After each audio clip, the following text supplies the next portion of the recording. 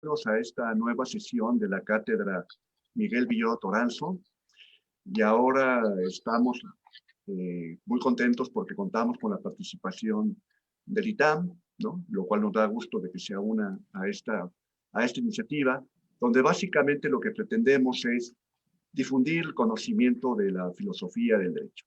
Como decíamos en la anterior sesión del 1 de diciembre, si bien la jueza que hoy vamos a conmemorar no es una destacada representante de la filosofía jurídica, sin embargo, su legado, su propia vida, como lo veíamos en la sesión pasada, amerita para hacer consideraciones acerca de la filosofía del derecho, ¿no?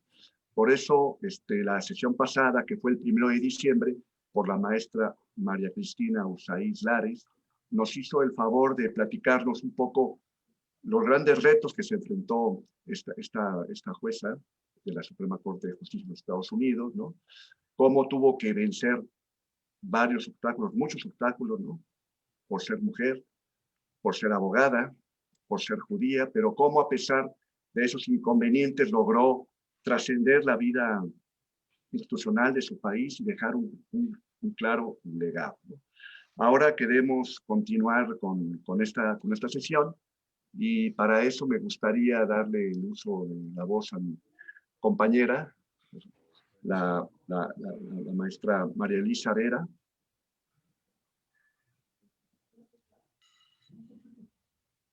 Muchas gracias, maestro.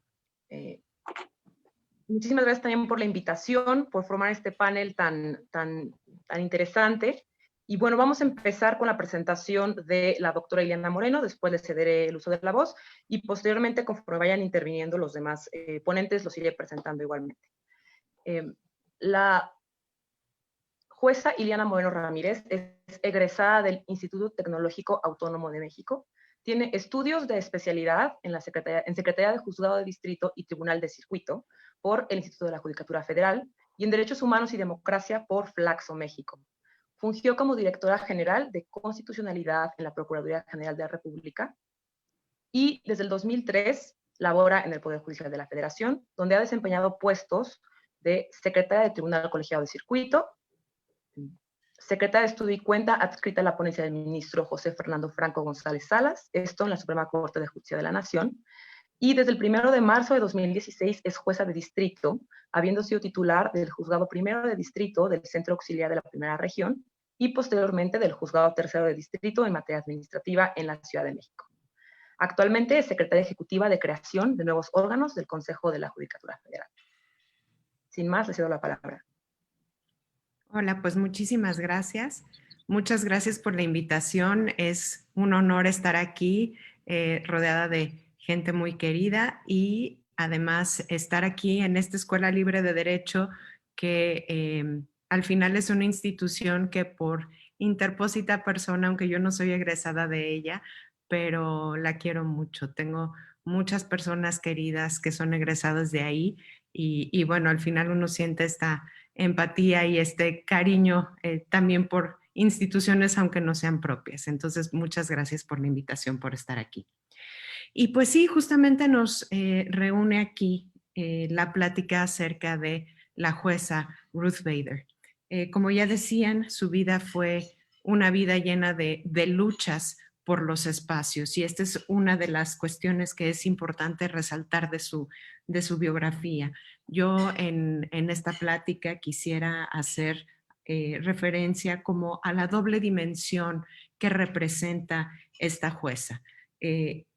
Tiene una dimensión como jurista, tiene una dimensión como jueza y eventualmente tendrá una dimensión ya como ícono pop e ícono también de aspiración para muchas mujeres de lo que queremos ser.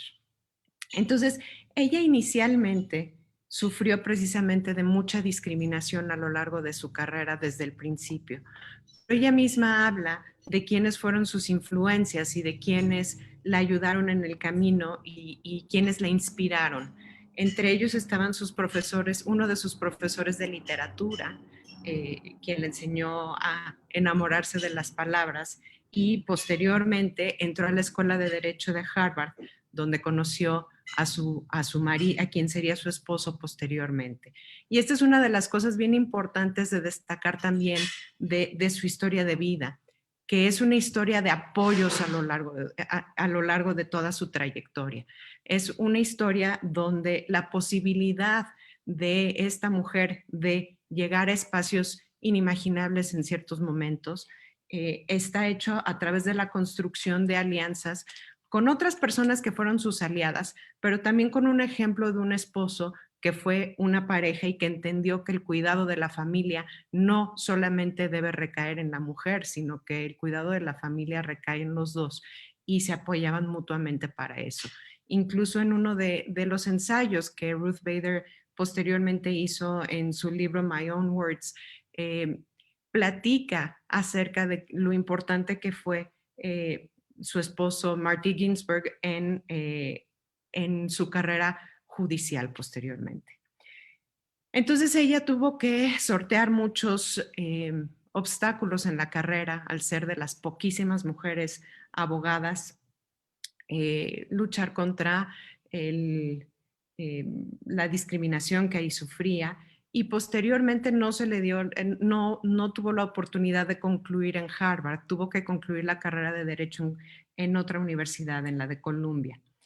De donde fue egresada y después no pudo conseguir trabajo en despachos porque no la contrataban por no ser mujer.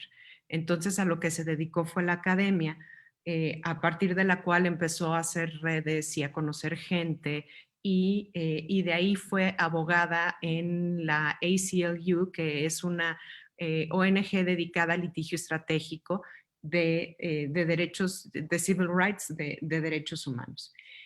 Y ahí como jurista, me parece que es una de las partes muy importantes de su carrera.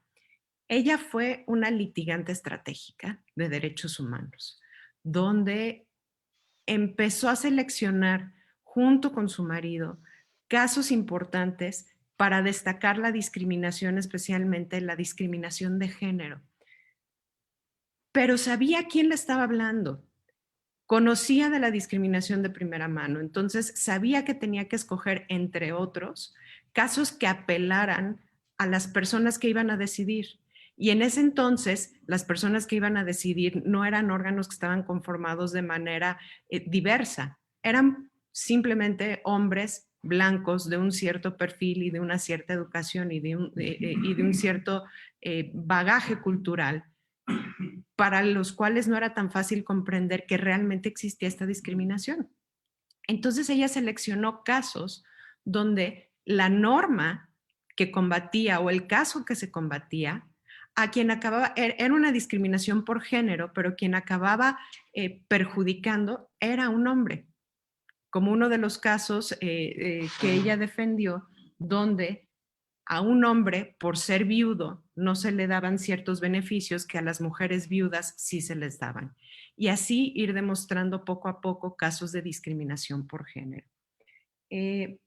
Además, su estrategia, y ahora que uno piensa y que ve las imágenes, las películas y ya el estatus de la jueza como una gran figura y como una figura inspiradora para las mujeres feministas, parecería que es ahorita como de las figuras más radicales que se puede encontrar, cuando en realidad su forma de abordar los problemas nunca fue particularmente radical, al contrario, una de sus características fue la constancia y fue incremental.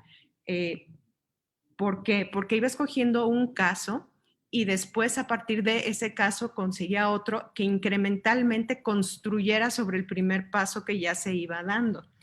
Inclusive es muy llamativo lo que ella dice acerca del caso de Roe contra Wade.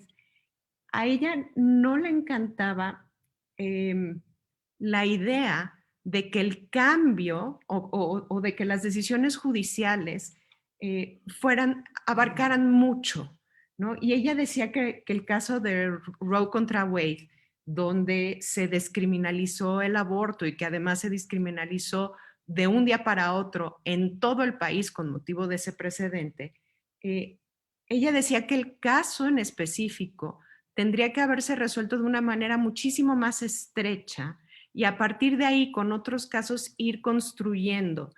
Pero ella también era de la idea de que el hecho de que fuera que abarcara tanto esta decisión puede ser incluso contraproducente para los derechos de las mujeres, porque entonces esto lo que generó fue una gran contrarrevolución o un gran rechazo por ciertos sectores de la sociedad a esta decisión. Y ella precisamente da un ejemplo donde dice, a mí me hubiera gustado más, digamos, que hubiera la Suprema Corte de Justicia abordado otro caso diferente para explicar cómo me gusta a mí la resolución de los casos. Un caso de una mujer, de la capitana Strzok, que era una capitana en el ejército de Estados Unidos. Y en este caso lo que ella decía es, ella se embarazó siendo parte del ejército y no estando casada. Pero por como estaban las reglas del ejército, ella no quería tener un aborto por sus creencias personales. Entonces ella lo que hizo fue, en ese momento estaba en Vietnam, estaba comisionada a Vietnam, esta mujer del ejército, y tuvo al bebé e inmediatamente lo dio en adopción. Pero las reglas que estaban en vigor en ese entonces en el ejército decían que esto significaba que tenía que ser echada del ejército por una conducta deshonorable, cosa que por supuesto nunca sucedería con un hombre que está en la misma situación de tener un hijo fuera de matrimonio o tener un hijo mientras que está en el ejército en servicio activo. Al final, lo que acabó sucediendo con este caso es que el ejército cambió sus reglas y fue un caso que quedó, como le dicen, moot o tenía ya que sobreseerse en el caso y entonces ya no se decidió sobre el fondo. Pero esto lo que ofrece es una visión respecto de su forma de abordar los casos y de preferir una visión incremental que una que posteriormente sea rechazada por toda la sociedad. Entonces ella era una litigante estratégica muy importante, pero no solamente como litigante, sino ya también después cuando llegó a ser jueza nominada por Bill Clinton.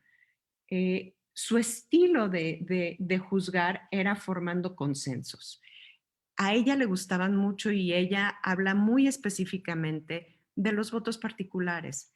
¿Por qué? Porque ella decía que los argumentos eran para persuadir a sus compañeros e incluso cuando no estabas de acuerdo en alguna de las resoluciones que ya parecían mayoritarias, podía ser que sí se circulaba un voto particular, un voto disidente, que fuera lo suficientemente persuasivo, en ocasiones inclusive podía llegar a cambiar la opinión de los demás y que de todos modos se enriquecen los argumentos a partir de dialogar con las demás personas, por mucho que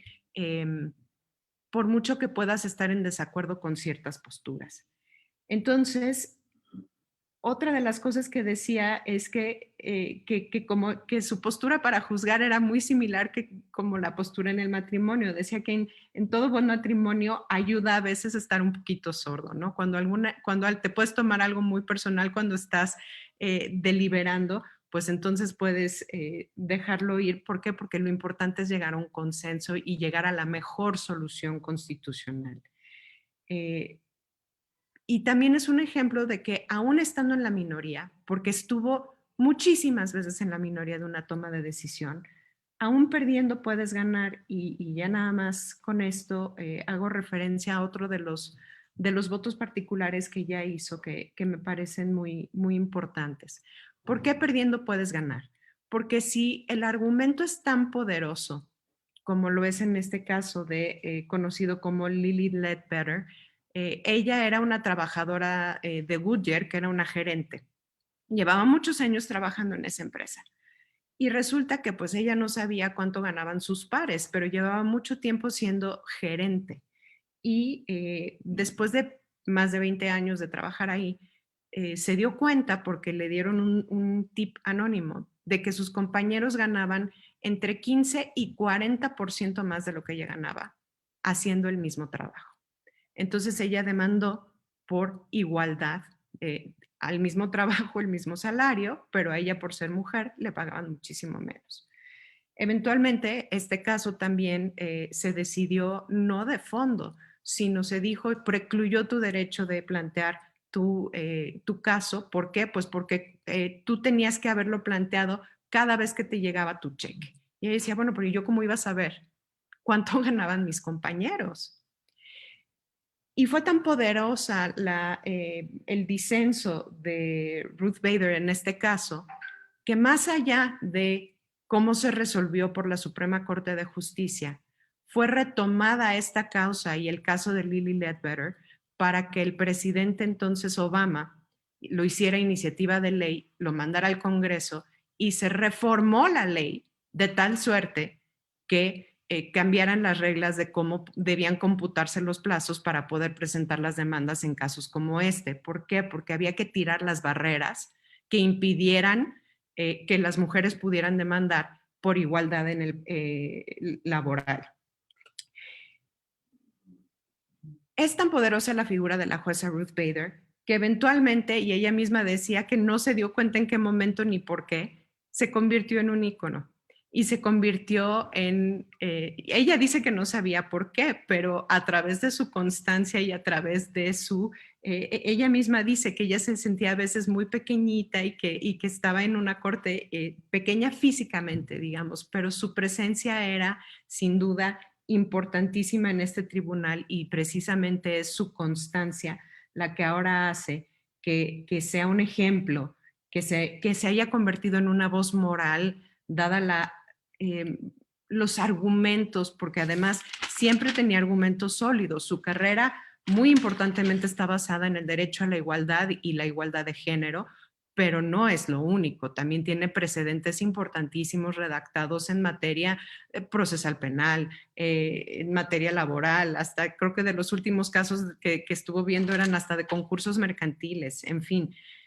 La importancia de los buenos argumentos, de llevar a la corte buenos argumentos, no solamente casos de género, y también que en algún momento fue víctima de dobles estándares, porque cuando tuvo la oportunidad, cuando fue Obama presidente durante su segundo periodo, había quienes decían que debía retirarse debido a su edad.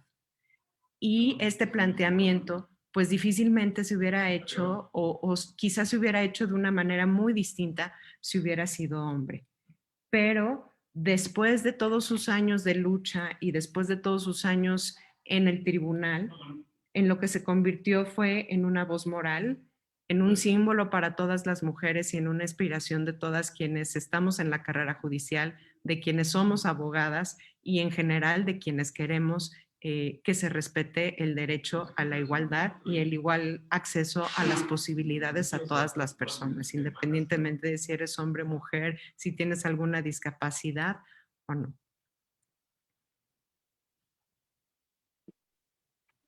Muchísimas gracias a la jueza Ileana, que de manera muy clara y muy sucinta nos platicó con la manera en la que la jueza, la ministra Ruth Bader Ginsburg, creo que sería más adecuado, construía el derecho, cuál era su aproximación hacia construir el derecho. Y la verdad es que a mí esa forma que tenía ella de construir el derecho me recuerda mucho a la metáfora de los tejidos, ¿no? A esta metáfora de ir hilando, ¿no? Paso a paso, de ir engarzando un criterio con el otro, pero también de ir engarzando el lenguaje. Creo que ella, de alguna manera, sí percibía el derecho así, por un lado, en sus formas, porque creo que ella era ponía mucha atención en el uso del lenguaje. Decía, tuve la fortuna de ser alumna de un par de sus clerks, de sus secretarios, tuve cuenta, y ellos insistían mucho en cómo a la ministra no le gustaba usar adjetivos. Él le tachaba siempre todos los adjetivos y les decía, a mí úsenme verbos, porque el verbo comunica mucha más acción de lo que te puede comunicar un simple adjetivo, que quién sabe qué valor le queremos dar. Pero por otro lado, también su forma de engarzar el derecho a través de los distintos criterios, que como decía la jueza, fueron paulatinamente construyendo un hilo jurisprudencial, ¿no? Y al hacerlo, creo que ella fue, sin quererlo, no solamente se convierte en un icono, sino también es muy radical en esta forma de activismo progresivo que a mí me llama mucho la atención, particularmente en una cultura como la que vivimos actualmente, que privilegia o pone mucha atención en el activismo, sí, pero en un activismo mucho más visible, y que a veces creo que se nos olvida que hay muchas otras formas de hacer activismo, algunas que nos pasan desapercibido, como son la academia o como son justo la judicatura, pero que son igual de trascendentes y que incluso pueden, como bien decía ella, lograr cambios que perduren, ¿no? Cambios verdaderamente profundos. Entonces, sin más comentarios, procedo ahora a presentar a nuestra siguiente ponente, la maestra Jimena Ábalos Capín, quien es abogada egresada de la Universidad Iberoamericana. Durante y después de la licenciatura trabajó como litigante en materias constitucional y administrativa. Ella es maestra en Derecho por la Universidad de Columbia, en Estados Unidos, en donde se especializó en derechos humanos, particularmente en aspectos relacionados con género y diversidad sexual. Es también maestra en políticas públicas en América Latina por la Universidad de Oxford, Reino Unido, donde investigó, entre otros temas, la insuficiencia de las políticas públicas para atender violencia de género en México. Trabajó en fundar Centro de Análisis e Investigación AC como abogada en el área de estrategias jurídicas, y también se ha desempeñado como consultora de estrategias jurídicas para la organización feminista Balance AC, entre otras organizaciones de mujeres. Es académica en el Departamento de Derecho de la Universidad Iberoamericana, donde ha impartido las cátedras de Derechos Humanos, Género y Justicia, además de colaborar en diversos proyectos académicos, y actualmente es titular de la Unidad de Prevención y Combate de Acoso Sexual del Consejo de la Judicatura Federal. Bueno, y aunque la presentación, bueno, la semblanza no lo diga, también creo que es mejor conocida por tener uno de los podcasts más escuchados, ¿no? en México, y creo que si a estas alturas no lo han escuchado, pues no sé qué han hecho en la pandemia, porque la verdad es que es imperdible. Sin más presentación, le cedo la palabra. Muchísimas gracias, María Elisa, y también por decirlo del podcast, que luego soy un poco escandalosa y por eso no lo pongo en mi semblanza, pero muchísimas gracias por la invitación. Me parece que es muy importante tener estos espacios. Muchísimas gracias a la Escuela Libre de Derecho, muchísimas gracias a Arturo, también a Julián, quien me recomendó, etcétera. Es un honor para mí estar aquí, y siempre donde esté la jueza Ileana Moreno, yo voy a estar feliz de estar, ella lo sabe. Bueno, a mí me gustaría tener una reflexión en torno a precisamente este legado de Ruth Bader Ginsburg como litigante, y cómo cierra la pinza sobre ese legado, específicamente sobre el tema de igualdad de género, a través de su trabajo ya jurisdiccional como ministra. Específicamente quiero hablar de una sentencia que es la sentencia de United States versus Virginia, porque me parece que es un arco narrativo como muy lindo, la forma en la que empieza como litigante a cuestionar las normas que están basadas en estereotipos de género, y después tumba esto de una manera magistral desde mi punto de vista en esta sentencia que es la sentencia de Virginia, ¿no? Entonces, como litigante, como ya bien decía la jueza Ileana Moreno, ella empieza a fijarse en las normas que establecen una diferencia basada en género y que están basadas en estereotipos de género. La idea, precisamente como tú lo decías, María Elisa, es bordar este suéter en el que vamos poco a poco tumbando estas normas que asumen ciertas conductas o ciertas nociones fijas sobre lo que es ser hombre o sobre lo que es ser mujer, pero que en un sistema patriarcal lo que hacen realmente es colocar a las mujeres en una situación de desventaja, ¿no? También es cierto que es muy inteligente su estrategia de muchas veces usar a hombres como quejosos, porque ella dice, en ese momento, la idea de que existía discriminación basada en género era completamente desconocida. No se podía concebir que existía tal cosa. ¿Por qué? Porque los hombres y las mujeres son distintos y ya está, ¿no? Entonces, la forma en la que ella empieza a cuestionar esto a través de su trabajo como litigante y de litigio estratégico, me parece súper importante. Recordando tan solo algunos casos, quiero hablar del caso de Reed contra Reed, que es de 1971. Sabemos que en este caso se trataba de una norma que decía que cuando hay una igualdad en el grado de parentesco, cuando fallece una persona y se tiene que determinar quién va a ser el administrador de la herencia, ¿no? si hay igualdad de grado de parentesco, entonces se debe de preferir al varón. ¿Qué es lo que había detrás de esta norma?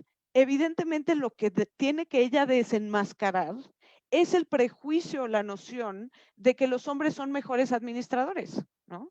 ¿Por qué son mejores administradores? Y esto es un argumento que se da en la corte.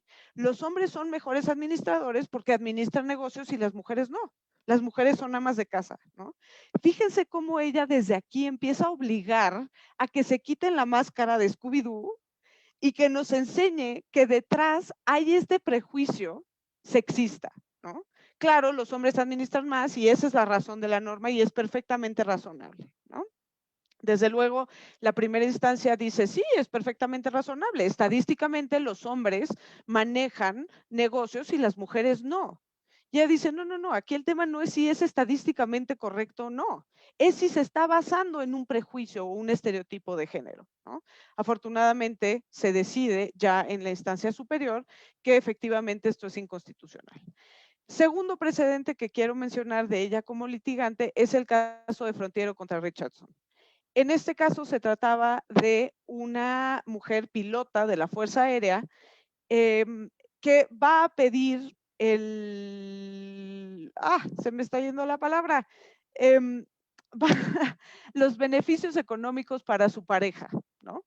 En el momento en el que ella acude, le dicen que si bien todos los hombres de la Fuerza Aérea lo único que tienen que hacer es dar su acta de matrimonio y decir, mira, tengo esposa, dale su pensión. Cuando son mujeres, ellas tenían que demostrar que era efectivamente dependiente de ellas en más del 50%, para más del 50% de su ingreso. Entonces ella dice, ¿qué es esto? ¿Qué es lo que hay detrás de la norma? Otra vez, desenmascaremos la noción de que los hombres son los proveedores. Y si los hombres son los proveedores, entonces las mujeres son las perpetuas dependientes. Y así era. La norma decía que las mujeres eran dependientes en todos los casos. No había que demostrarlo. Y por el otro lado, los hombres se asumía que aunque estás casada con una pilota o con una alta funcionaria del ejército, de todas formas tienes que tener tu propio trabajo, ¿no? Porque si no, qué vergüenza, ¿no? Este tipo de estereotipos de género es lo que ella empieza a combatir. Después mencionar que ya lo había hecho Ileana, este caso de Weinberger contra Weisenfeld, que es un caso de 1975, que justamente se trata del tema de la pensión de viudez, ¿no? Este hombre que había quedado viudo después del parto de su esposa y que se le niega la pensión de viudez. ¿Por qué? Porque la noción o el estereotipo de género es tú te tienes que poner a trabajar, ¿no? Parecería superficialmente que esto es en beneficio de los hombres, ¿no? ¿Por qué? Porque pues el quejoso es un hombre que está exigiendo esta pensión de viudez. Pero la realidad es que lo que ella quiere combatir es el estereotipo que hay detrás. Porque el estereotipo que hay detrás es que los hombres no hacen labores de cuidado. Y si los hombres no hacen labores de cuidado es porque solo las mujeres tienen que hacer estas labores de cuidado. Ahí está la herramienta argumentativa que ella quería destruir, ¿no? A lo largo de estos casos. Por supuesto, puedo hablar de otros muchos casos que ella litigó, pero me quiero ir adelante en el tiempo, 20 años, ¿no? Porque aquí estamos a principios de los 70s, y 20 años después viene este caso de United States contra Virginia. ¿Cuáles eran los hechos del caso? Era una escuela militar en Virginia con muchísimo prestigio que se llama el Virginia Military Institute. Una escuela con una tradición fundada en 1839, en donde salían grandes líderes de este país y que tenía un método que ellos llaman método adversarial, ¿no? Que es este método como de mucho rigor en donde les gritan y tienen que hacer una serie de cosas que quizás podríamos considerar arbitrarias, ¿no? Desde la mañana te tienes que parar y tienes que dar 10 vueltas corriendo y regresas y tienes que hacer esto y el otro, ¿no? En realidad es un método que ellos les llaman adversarial, ¿no? Pero que uno de los argumentos que postulan en la corte por parte del gobierno de Virginia es que es un método que tiene un rigor y disciplina que genera para ciertas personas, para ciertos hombres, por supuesto, condiciones de liderazgo, cualidades de liderazgo, ¿no? El haber pasado por ese rigor hace o crea líderes, ¿no? Entonces, ante la Corte viene esta cuestión, determinar si el hecho de que solo se permita el ingreso a hombres a este instituto militar es algo que es violatorio del Equal Protection Clause de la enmienda 14 de la Constitución de Estados Unidos, ¿no? ¿Por qué? Determinar si le niega a las mujeres la igualdad de oportunidades en el acceso a la educación, ¿no? Entonces, es muy interesante los argumentos que se dan de los dos lados.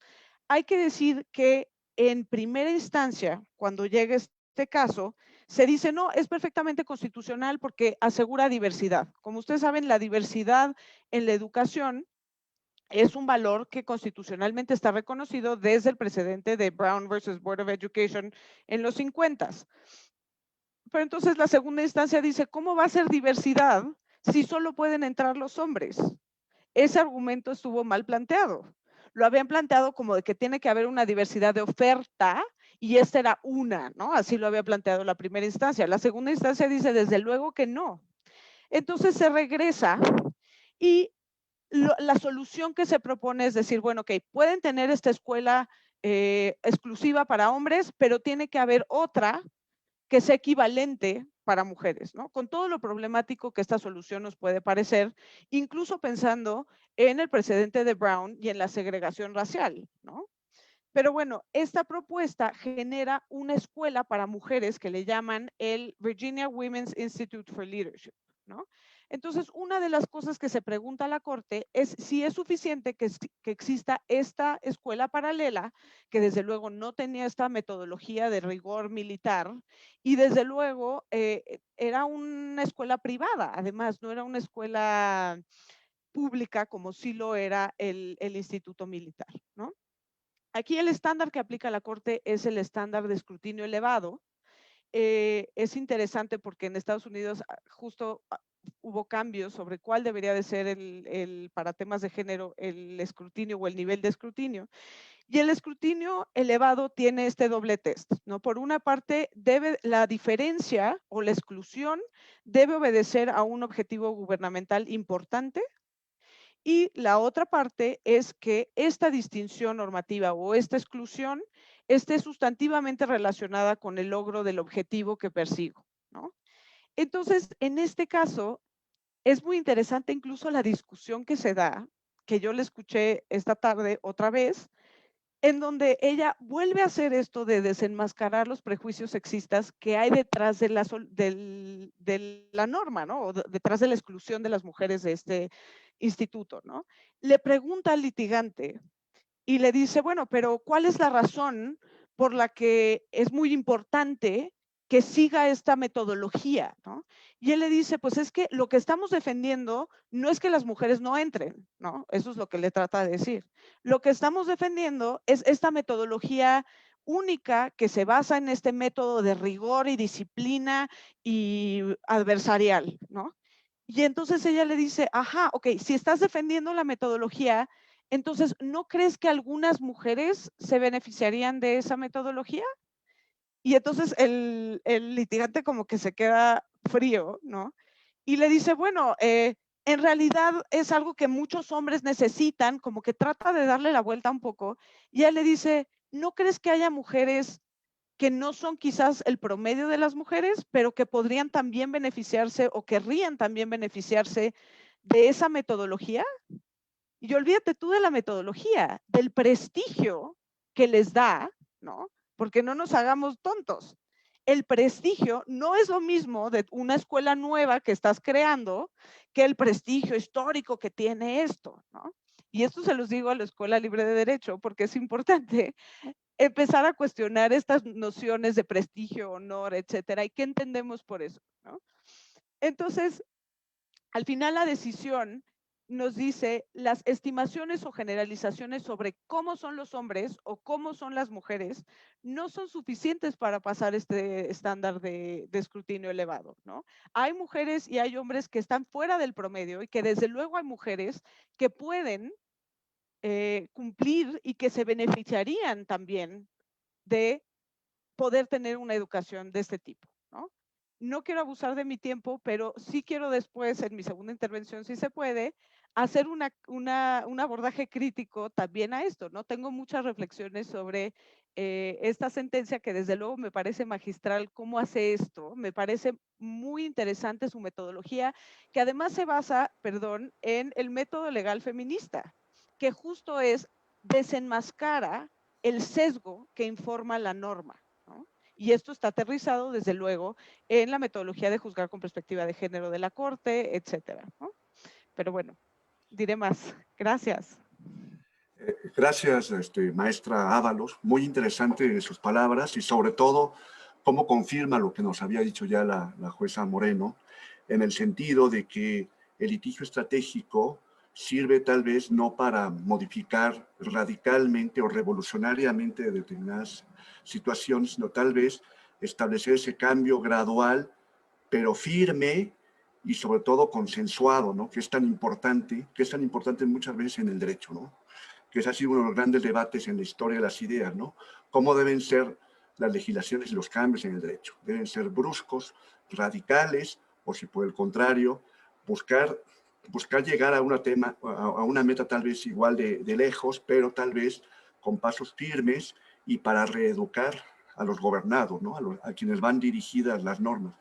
Me gustó mucho su comentario sobre la idea de que el litigio estratégico tiene que ver con llamar la atención sobre puntos, temas o normas que al parecer existe un consenso, pero que en realidad no sabemos las implicaciones machistas, ¿no?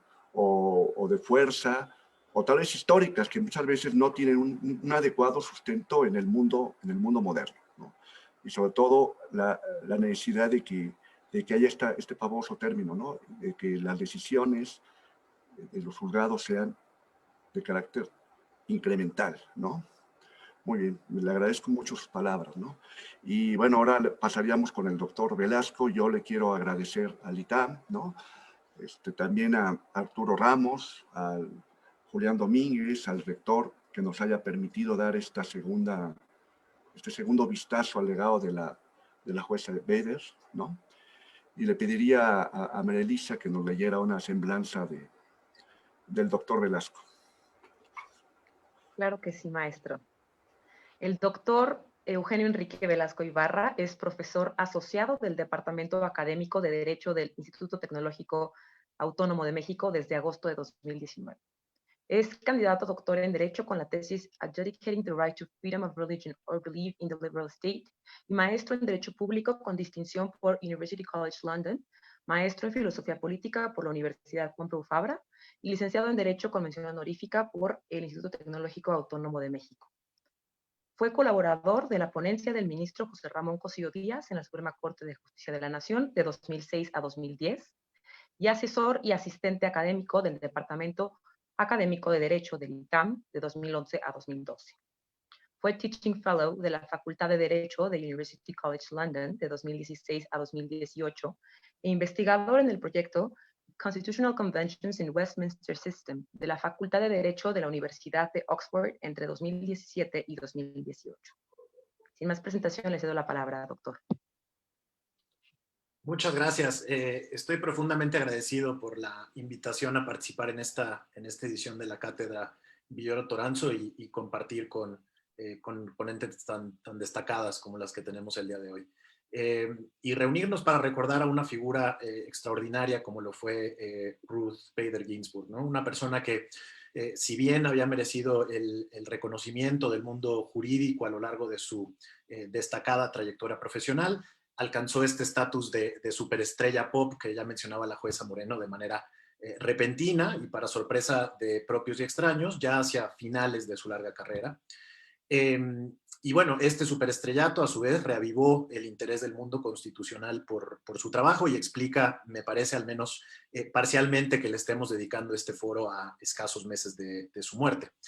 Afortunadamente, detrás de la popularidad de Ginsburg y a diferencia de lo que sucede con muchos de los personajes de la vida pública, encontramos a un ser humano que encarnó una serie de virtudes dignas de reconocimiento. Y entonces, en este sentido, a lo largo de mis dos intervenciones, mi propósito es resaltar esto que la jueza Moreno llamó la la doble dimensión de Ginsburg, ¿no? En primer lugar, tratar de elucidar su filosofía constitucional y judicial de este ícono popular y así tratar de evitar que su legado, tal y como yo lo interpreto a partir de mi estudio de sus sentencias, entrevistas y otros escritos, pero me da gusto por lo que he escuchado ahora que estamos de acuerdo en mucho acerca de esta figura, para que este no se vacíe de contenido o se distorsione o se apropie por quienes poco representan lo que ella defendía, ¿no? Y entonces, por supuesto que resumir esta carrera de 40 años como una carrera judicial de 40 años, 13 como jueza de la Corte de Apelación del circuito del Distrito de Colombia y 27 como jueza de la Suprema Corte, precedida además, como ya mencionaron, de otros 20 años como académica y litigante. Es una labor sumamente compleja. Entonces, en el grueso de mis participaciones me enfocaré en lo que fue su trabajo a lo largo de los últimos 14 años que ejerció como jueza de la Suprema Corte. Y este enfoque lo he elegido en realidad por 3 razones. En primer lugar, porque de acuerdo con Linda Greenhouse, esta reportera del New York Times que asignada a la Suprema Corte durante casi 3 décadas, dice que en el año judicial 2006-2007, a 13 años de que Ginsburg hubiera subido su puesto como jueza de la Suprema Corte, fue que ella encontró su voz y decidió usarla, ¿no? Como parte de esa tribuna. En segundo lugar, porque Ginsburg misma identifica la renuncia de la jueza Sandra Day O'Connor, la primera mujer en desempeñarse como justice de la Suprema Corte de Estados Unidos. Su renuncia en el año 2006 lo identifica Ginsburg como un parteaguas con respecto a su posición y su desempeño en la Corte. Y tercero, porque con algunas destacadas excepciones, como por ejemplo la sentencia que mencionó la maestra Ábalos de Estados Unidos contra Virginia, las sentencias más trascendentes de la Suprema Corte con las cuales ella disintió, razón por la cual asumió este protagonismo por el que ahora la reconocemos, se pronunciaron en este lapso. Entonces, en esta intervención, haciendo justicia a esta doble dimensión, me voy a referir a su compromiso con la institucionalidad, lo que llamaré la virtud de su colegialidad. Y en la siguiente intervención hablaré más acerca de su pragmatismo, aunque ya quienes me precedieron el uso de la palabra ya dijeron algo al respecto, y añadir algo acerca de su humanidad. Entonces, destaco en primer lugar su compromiso con la colegialidad, lo que voy a llamar colegialidad, tanto al interior de la Corte como fuera de esta. Y quizá parecería extraño asociar a Ginsburg, cuya imagen se ha vuelto inextricable de esta frase de I dissent, con esta virtud. Sin embargo, me parece que es importante entender que su transformación en una voz disidente fue consecuencia no de una ansia por sobresalir o de una filosofía judicial particularmente radical, que sí de avanzada, sino de un deber de resistencia ante la deriva francamente reaccionaria, que no conservadora, de la Corte de los Estados Unidos, ¿no? Y aquí abro un paréntesis para ilustrar a qué me refiero con esto, a partir de 2 casos que la Corte ha resuelto para invalidar parcialmente las restricciones de algunos estados, específicamente Nueva York y California, que estos han impuesto a los ritos, a las reuniones de carácter religioso dentro de los templos con motivo de la pandemia, ¿no? Entonces, en noviembre, en el caso de Roman Catholic Diocese of Brooklyn contra Cuomo, y en el caso de South Bay United Pentecostal Church contra Newsom, de apenas hace 3 días, la mayoría de la Corte revirtió más de un siglo de precedentes, de sus propios precedentes, con el propósito de otorgarle a la libertad de religión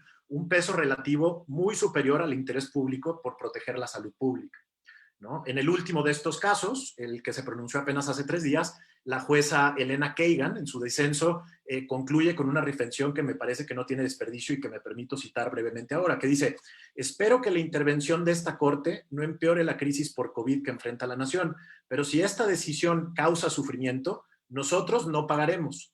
Nuestros pasillos de mármol están cerrados al público y nuestro cargo vitalicio nos aísla para siempre de cualquier responsabilidad por nuestros errores.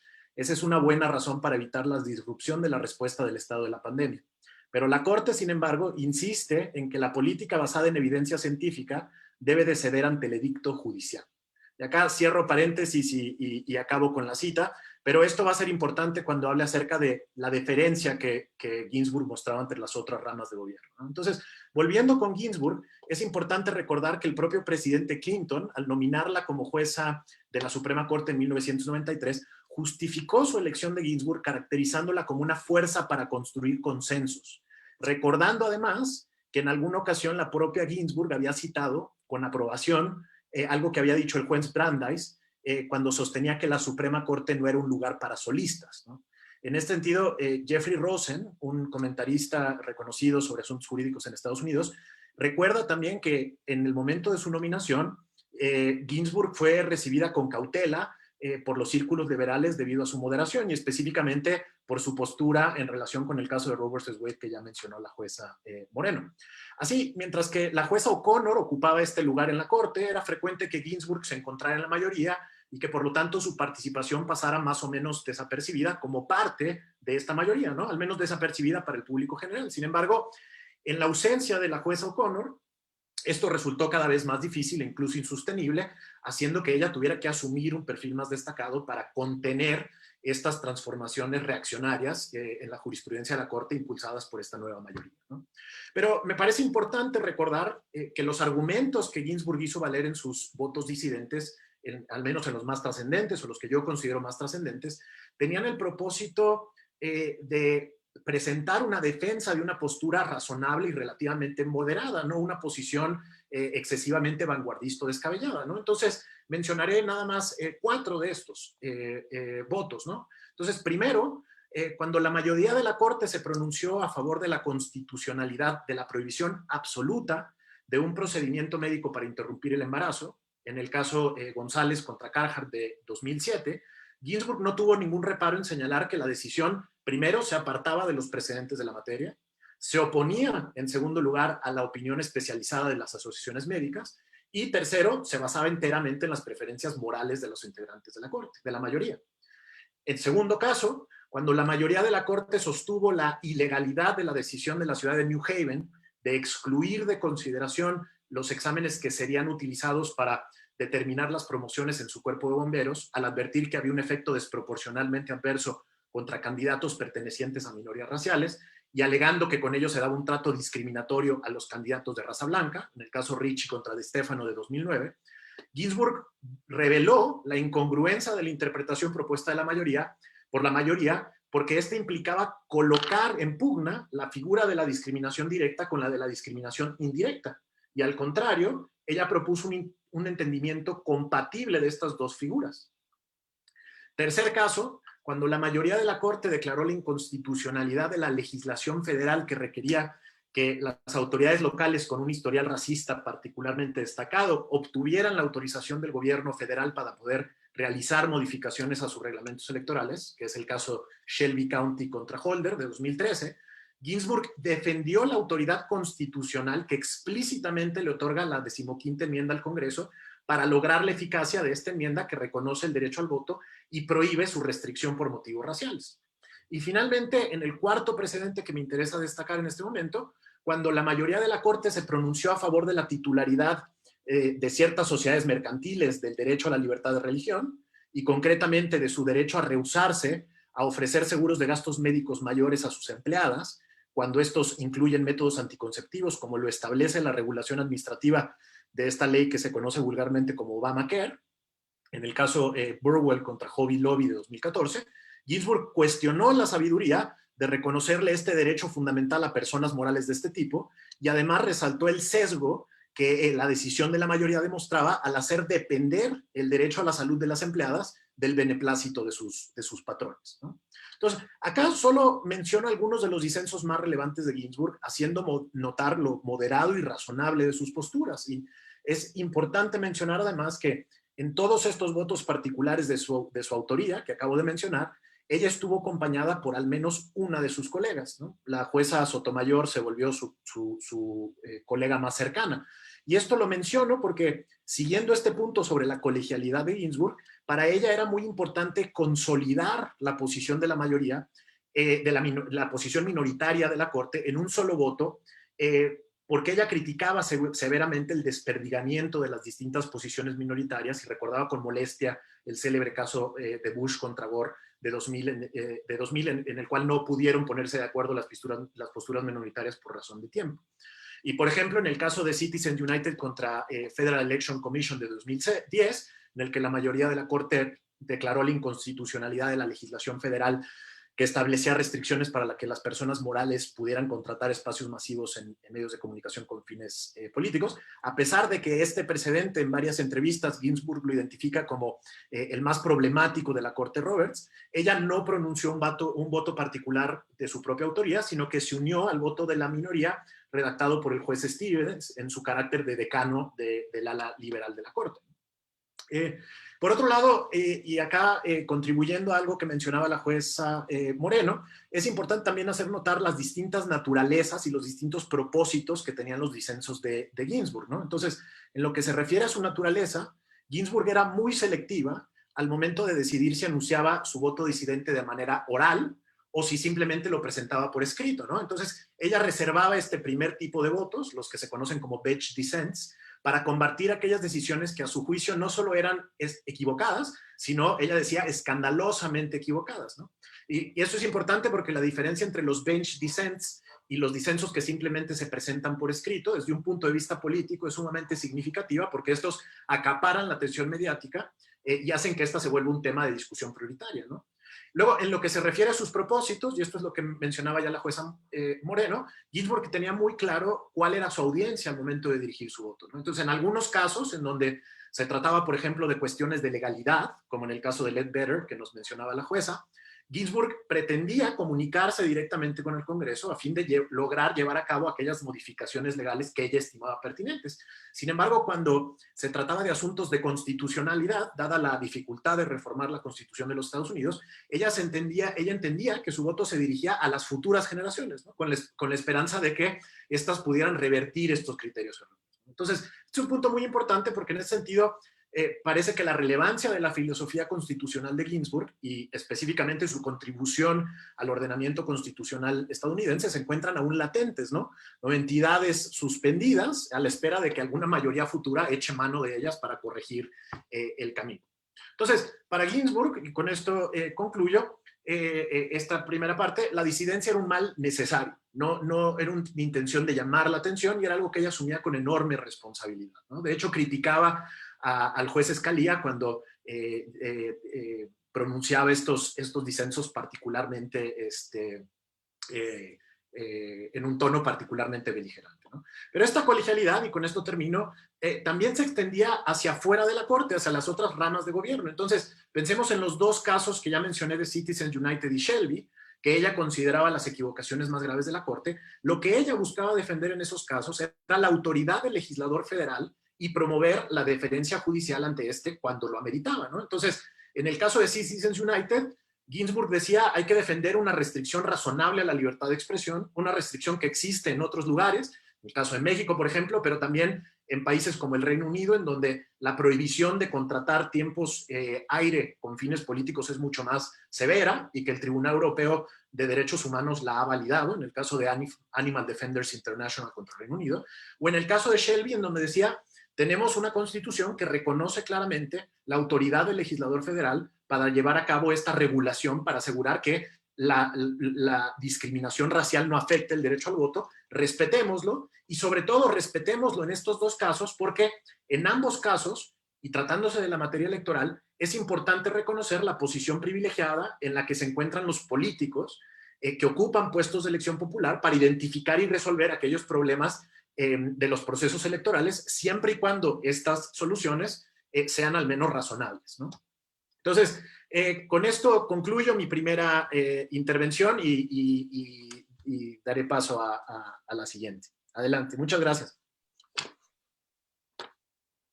Muchas gracias, doctor. Destaco, por supuesto, el hecho de que usted refiera la colegialidad como uno de los principios guía en el ejercicio de la función judicial para la ministra Ruth Bader Ginsburg. Y lo destaco porque, como bien decía usted, Ruth Bader Ginsburg pasa muy buena parte de su legado de cultura pop, se enfrasca o se resume a esta frase de I dissent, ¿no? Entonces creo que eso mucho nos puede llevar a pensar que su forma de vida era ir diciendo por todos lados I dissent, y la verdad es que no. O sea, es cierto que ella mete su cambio en esta palabra I dissent, al quitarle un poquito esta palabrita que antes se usaba en medio, ¿no? Pero también es cierto que para ella, como ya lo había referido la jueza, como ya lo había referido también la maestra Jimena, para ella la construcción del derecho era un tema gradual, ¿no? Y los disensos en esa medida eran un mal necesario, como bien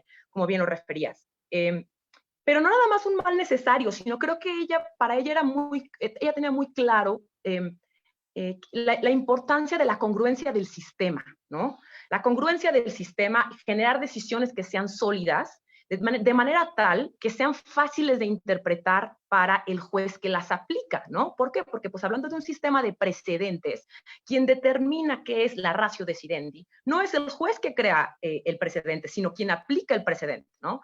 De manera que mientras más difícil sea leerlas, mientras más disidencia haya en la sentencia, más difícil va a ser determinar qué es ratio decidendi, qué es obiter dicta. Y para mí uno de los casos que creo que más me ha costado leer, sin duda, es el que mencionaba de Obamacare, ¿no? El del Affordable Care Act, que tiene una cantidad de votos disidentes que uno dice, bueno, qué barbaridad, pero ¿qué es lo que decidieron? Uno no sabe, ¿no? Y ese tipo de votos, ese tipo de casos y ese tipo de votos aparejados a casos donde hay mucha disidencia, pues en nada abonan al sistema, como ella bien decía, ¿no? Entonces, pues eso me parece sin duda uno de los temas más perdidos en la cultura popular cuando se habla de ella. Y bueno, creo que ahora ya nos toca pasar a la segunda ronda, así que cedo la palabra a la jueza Ileana nuevamente. Qué maravilla escuchar todo esto y bueno, yo quedaría aquí platicándome 4 horas sobre estos temas que están fascinantes y escuchar estas perspectivas. Yo quisiera ahorita centrarme en 2 aspectos y bueno, y cada que dicen algo yo quiero intervenir y demás, pero me voy a centrar nada más ahorita en 2 cosas. La primera es que en algún momento se comentó que propiamente no es considerada como una filósofa del derecho. Yo quizá no estaría, entiendo que no desarrolló algún cuerpo doctrinario, por ejemplo, que pudiera ser como el de Alchurrón y Bulín, de lógica o de algo como estructurado de esta forma, ¿no? Pero lo que sí me queda claro es que a través de sus sentencias y a través de todo lo que escribía, plasmó una importantísima metodología para el estudio y para el análisis de casos y como ya decía la maestra Ábalos, a partir de lo que ahora decimos una perspectiva de género, pero en ese momento no era tan claro. Entonces, para mí el desarrollo de su filosofía como filósofa del derecho está en la metodología de cómo va planteando los casos desde que los planteaba como litigante estratégica 1, muy didáctica, como ya también lo decía Jimena, pero además exponiendo y desenmascarando, que me encanta esta palabra, desenmascarando dónde están los estereotipos de género antes de que les dijéramos siquiera estereotipos de género, a mí me parece revolucionario. Y también me parece que su aportación en cuanto a la filosofía, por lo menos constitucional de la Suprema Corte, también tiene que ver con quizá no su oposición expresa, pero sí interpretativa de la otra ala de la Corte, porque era como muy marcada en algún momento y bueno, no sé si ahora más aún, la pugna entre los originalistas y los no originalistas. Entonces, ella nunca se dijo anti-originalista, pero su argumentación era en el sentido de el derecho norteamericano tiene que acoger o tiene que tomar los elementos del derecho internacional. No tenemos por qué cerrarnos al derecho internacional, no tenemos por qué cerrarnos a hacer interpretaciones progresivas de la Constitución de Estados Unidos. No tenemos por qué ceñirnos a una supuesta interpretación originalista, auténtica, de la que quisieron los constituyentes en los Estados Unidos en su momento. ¿Por qué? Porque los tiempos cambian y sobre todo porque ella tenía muy claro, y este es el segundo punto al que voy, en su momento la Constitución, de nuevo, la hicieron hombres blancos, propietarios de esclavos, propietarios de tierra con dinero, que tenían todos los medios y toda la instrucción para hacer un sistema que es un gran sistema constitucional, pero no deja de basarse también en un sistema patriarcal que ha ido cambiando poco a poco. Y ella, no solamente en sus resoluciones, sino también en todas sus participaciones, habla a partir de su experiencia y comienza diciendo, hablando de ella y de lo que le costó trabajo y de lo que vivió como la única de 2 o 3 estudiantes de derecho, como la única de 2 o 3 mujeres que lograron tal cosa. ¿Por qué? No porque se estuviera siendo la víctima, sino porque a lo mejor algunas generaciones posteriores nos es bien difícil imaginar qué se sentía ser la única excluida en una profesión o en un determinado ambiente. Incluso en uno de los capítulos de su libro de In My Own Words, cuando está hablando de el progreso de las mujeres en la judicatura y también en el litigio, cuenta una anécdota, y una de las anécdotas que cuenta es que en 1949 hubo un rumor o una posibilidad de que había 2 vacantes en la Suprema Corte y que tal vez el presidente Truman se iba a animar a nombrar a la primera mujer ministra en la Suprema Corte. Y dice que el motivo por el cual no se nombró una mujer es que eran de la opinión de que una mujer ministra haría muy difícil para los otros jueces que pudieran reunirse de manera informal con sus togas, a lo mejor en zapatos, en calcetines, a lo mejor en sus truzas, quitarse el collar y desabotonarse la camisa para discutir sus problemas y entonces llegar a decisiones. Y que como no había un lugar especial para las mujeres y para estar en esta comodidad, pues por eso no se nombró una mujer. Y hace la acotación y dice que los tiempos sin duda habían cambiado. Para marcar su designación en el 93 como ministra de la Corte, sus colegas ordenaron la instalación de un baño de mujeres en el cuarto donde se reúnen los ministros, del mismo tamaño del baño de los hombres. ¿Y esto a qué me lleva? Ella, por supuesto, apoyaba las acciones afirmativas, que son tan polémicas, pero que son estas medidas para resarcir desigualdades históricas, ¿no? Y una de las cosas que ella enfatizaba era la importancia del acceso de las mujeres y de la representatividad en los órganos de toma de decisiones, especialmente en los tribunales, evidentemente, pero en cualquier órgano de toma de decisiones. O sea, en las escuelas, en la dirección de las escuelas de derecho, ¿no? Ella, cuando Elena Kagan era dean de la Facultad de Harvard, por supuesto que eran no solamente colegas y amigas, sino un grupo de apoyo, ¿no? Que al final era parte de esta sororidad. Y ella decía, ¿por qué es importante la participación de una mujer, de una participación importante de las mujeres en los órganos de toma de decisión judicial? Bueno, al final un hombre o una mujer, los dos, cualquiera puede llegar a una buena decisión. No significa que por ser mujer o por ser hombre vas a decidir bien o mal. Lo que pasa es que lo que sí es cierto es que las mujeres, así como las personas que tienen, que son de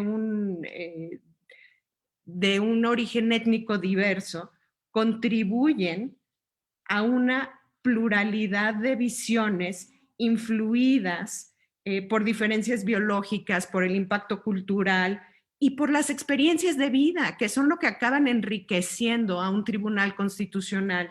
Y esto, y que el sistema de justicia sin duda se enriquece por la diversidad en los antecedentes y en la experiencia de cada uno de sus jueces, y al contrario, se empobrece cuando casi todos de sus participantes están cortados con el mismo molde.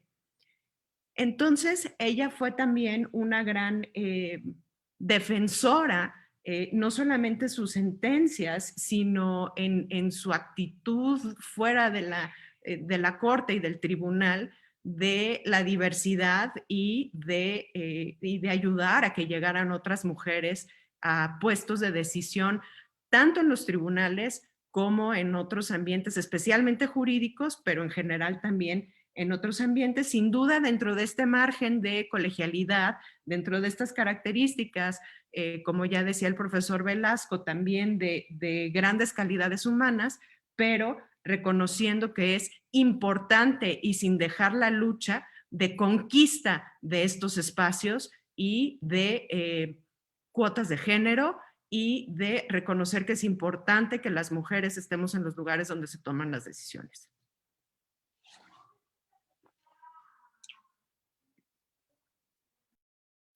Perdón, gracias, jueza Moreno.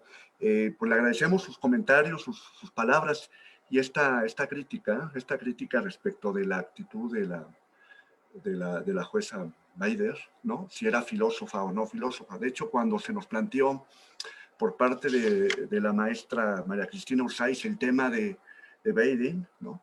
Sí nos sorprendió porque sabíamos que influía en los derroteros del derecho constitucional, el rompiendo paradigmas y propiamente así un pensamiento puro, por decirlo de alguna forma, teórico, ese, no lo conocíamos, pero dentro de uno de los postulados de la cátedra de Guillot Toranzo es que el que va a dar la conferencia tiene la libertad de darla. Y precisamente en la primera charla que tuvimos respecto de la jueza, ella nos decía que a través de su acción, de su vida, de su conducta, realmente había forjado una visión filosófica que ahora usted nos recuerda, ¿no?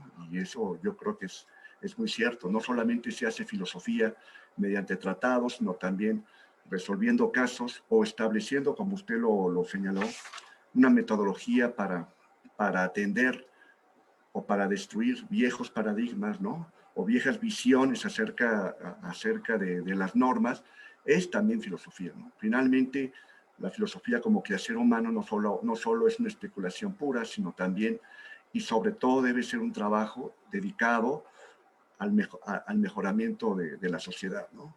Y bueno, también por lo que se refiere a la filosofía del derecho constitucional, este contraste, ¿no? Entre los originalistas o los modernistas, ¿no?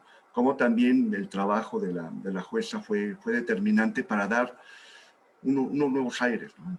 Y algo que nos platicábamos o nos preguntábamos y nos cuestionábamos, y yo me sigo cuestionando, voy a ver si luego ustedes como participantes de este debate, es esa gran diferencia entre una jueza que a pesar de que tuvo que luchar con muchos tabúes a lo largo de su vida, llegó a ser un ícono en su país, ¿no?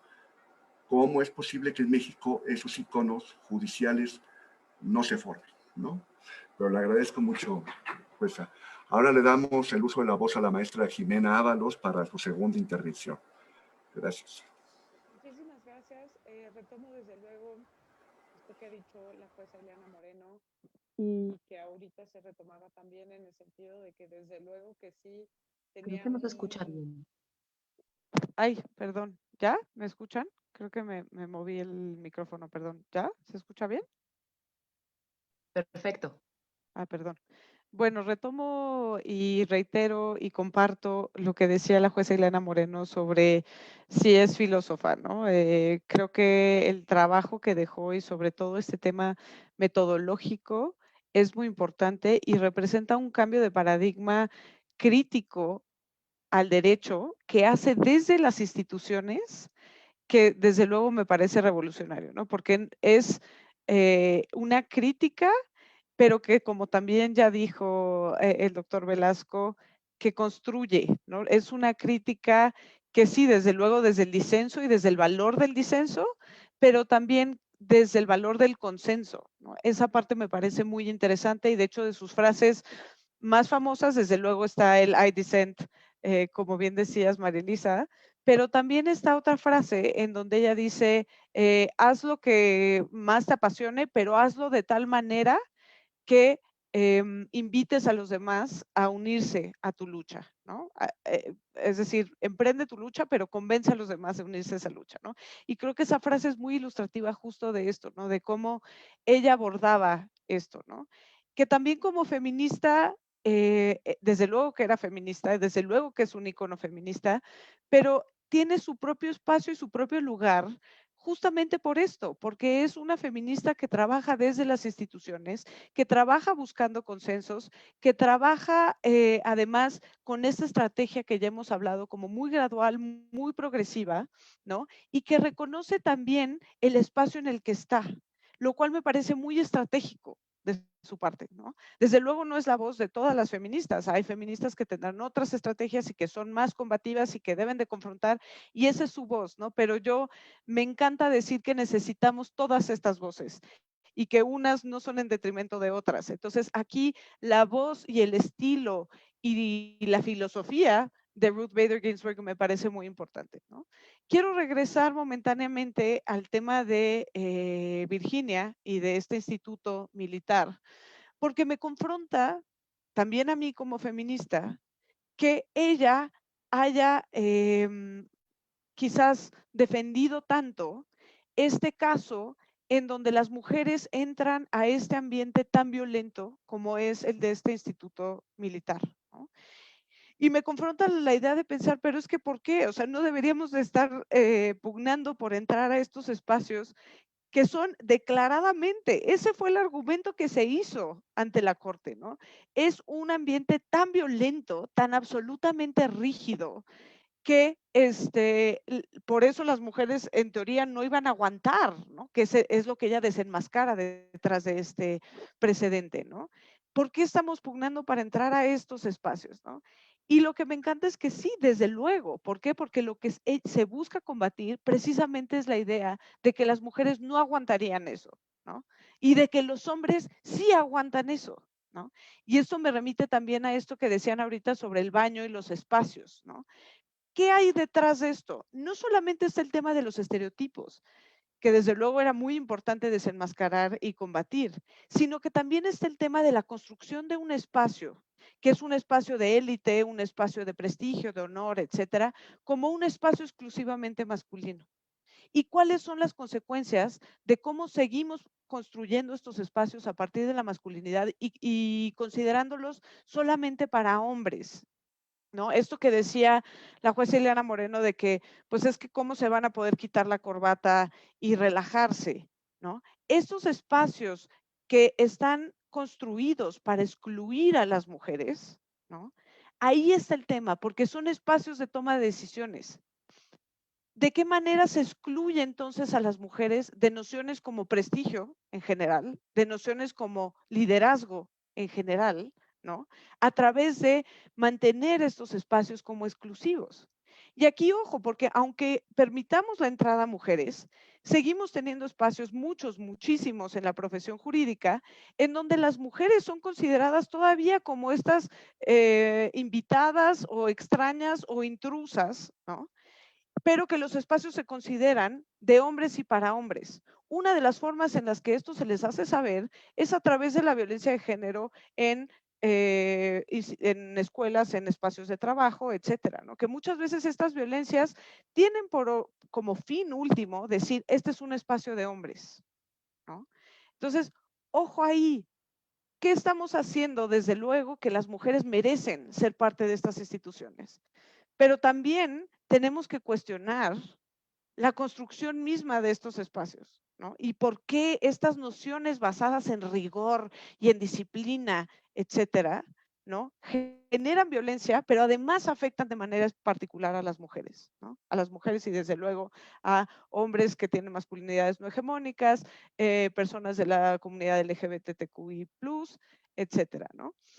También aquí hay un tema interesante sobre, por supuesto, en la decisión de Virginia, y esto sale en el documental de RBG, si ustedes lo han visto, pero ella dice, estos argumentos sobre que las mujeres no aguantan son los argumentos que han sido usados desde siempre para excluir a las mujeres de todas las esferas y que ahora nos parecen absurdos, ¿no? Por eso las mujeres no podían entrar a las escuelas de medicina, porque ¿cómo? No pueden ver sangre, no aguantan, ¿no? Por eso las mujeres eran excluidas de las escuelas de derecho, ¿no? Desde luego que no. ¿Cómo van a preocupar sus cabecitas sobre ese tipo de cosas tan complejas? No, vamos a protegerlas. Entonces, a mí me recuerda mucho de cuestionar, ¿no? Que es una postura desde el feminismo jurídico igualitario y liberal, pero que siempre vale la pena recordar, ¿no? Desde luego es limitado, pero hay que recordarlo, que las mujeres siempre han ocupado los espacios que se les han abierto. Y esto no es la excepción, ¿no? Cuando ustedes ven a las alumnas que fueron la primera generación que fue a este instituto militar en Virginia,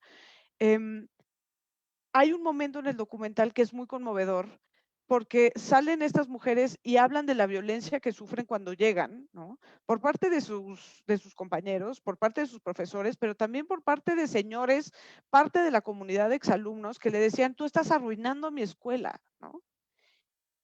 Y hablan de esta violencia desde luego inaudita y desde luego tenían además la carga de que tenían que demostrar que no solo aguantaban, sino que aguantaban más que cualquier hombre, ¿no? Imagínense ustedes ser parte de esa primera generación de mujeres que entra aquí, ¿no?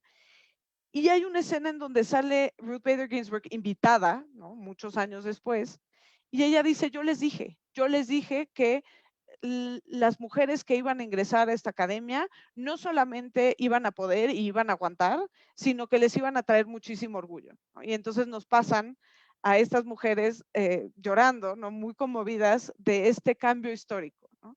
Entonces, mientras que me cuestiono la noción de que existan instituciones de este tipo, desde luego que insisto en el derecho de las mujeres de participar de estos espacios y de transformarlos, ¿no?